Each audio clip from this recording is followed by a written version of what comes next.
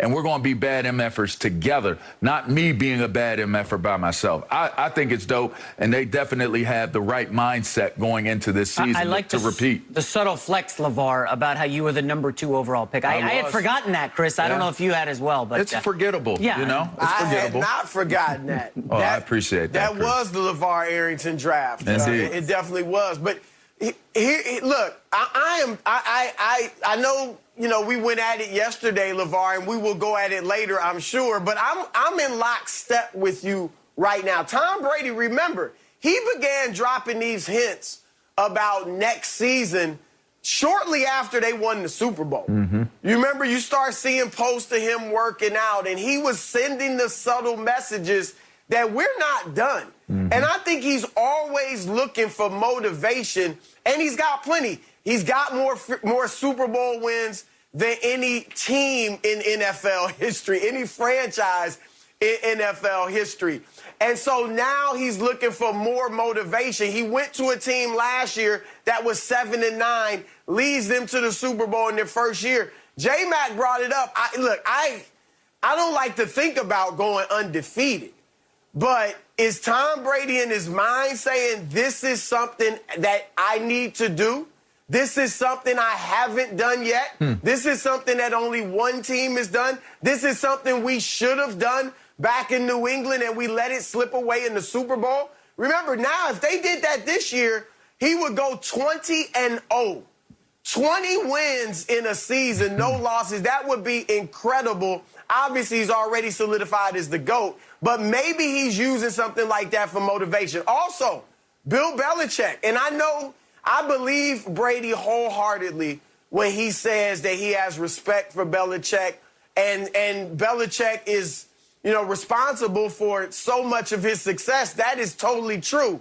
But don't you think Brady wants to be known as the guy that was the driving force of that dynasty in New England? There's always the talk. Was it Belichick? Was it Brady? Right now, Brady's is looking like it was Brady off what happened last year. If he goes out this year and wins another Super Bowl, there will be absolutely no doubt. So I think that's driving him as well. And like you said, LeVar, it feeds over into the other players. Look, I expect a big season from Antonio Brown. I agree. I mean, last year he comes in halfway through, right after the suspension, and plays well, really was played well in the playoffs. We haven't seen his name on the news wire for all the wrong reasons or anything like that. Seems like he's been quiet. I'm expecting him to come out and ball. I agree. I'm sure he's got another contract in mind, right? He missed out on big money a few years ago. I'm sure he's thinking about another contract. If he has a big year, maybe that could happen for him. So I'm looking for I've been saying that I think it's Kansas City and Tampa Bay in the Super Bowl again in a rematch. And I've been going with Kansas City.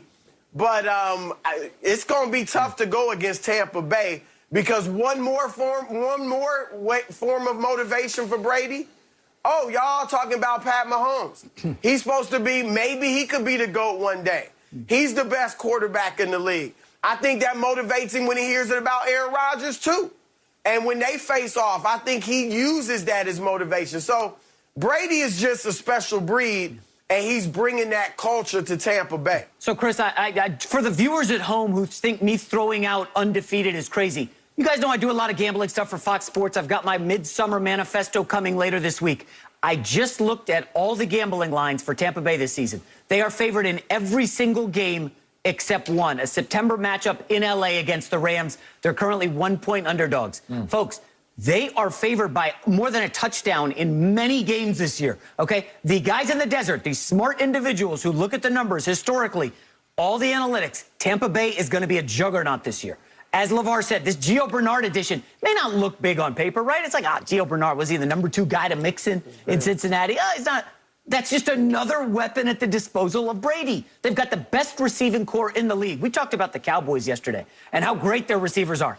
Tampa Bay has better receivers. There's no doubt about that. Yeah. The Tampa Bay tight end, the depth there is incredible. Gronkowski's back. Like, it is going to be a party all season in Tampa. And this undefeated stuff, you guys can scoff at it now. Oh, we've heard that before. I'm just telling you, favored in every game except the Rams game where they're a 1-point underdog. They have a strong offensive line too, J-Mac. I think you make some good points. I mean, one thing that people may not be talking about because we get so heavy on Tom Brady is when you look at that defense, bringing back that defense, they have two premier middle backers on the inside. You have a premier pass rush on your defensive front. You have young budding talent in the back end of your defense.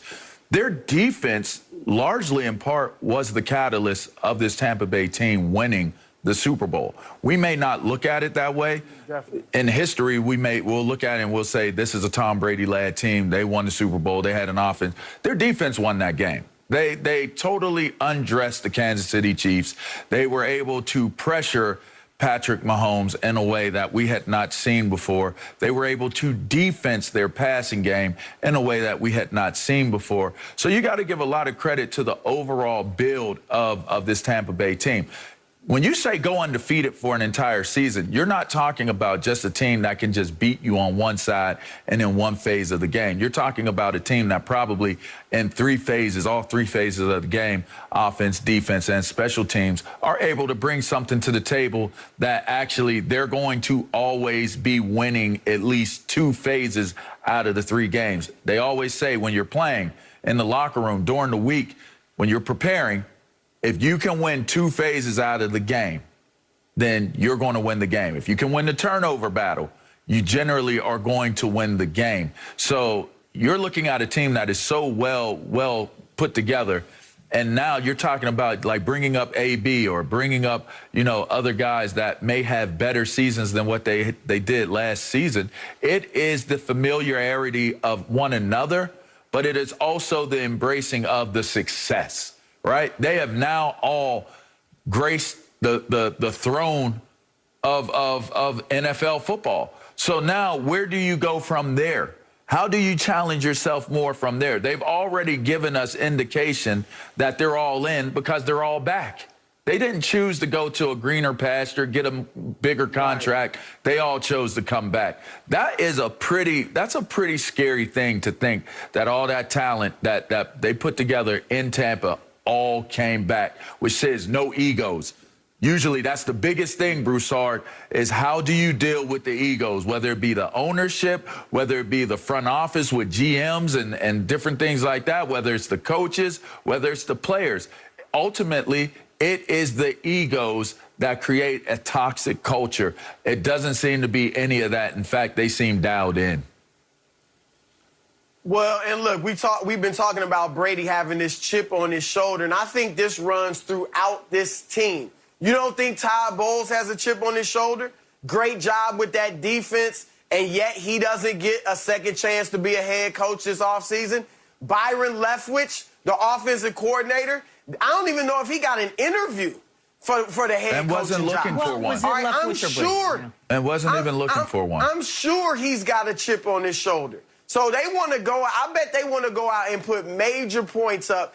Bruce Arians said it. He thinks the offense could average 40 points a game. That sounds ridiculous, but I bet you in the back of Byron Leftwich's mind, he's thinking we want to get close to that, and I'm going to show you guys that I deserve to be a head coach down the line. So I think it's rare that you come off a Super Bowl win with a chip on your shoulder and something to prove. But we mentioned it, Bowles, Leftwich, Brady, Antonio Brown. Like, a lot of these dudes have chips on their shoulders, and that should serve them well.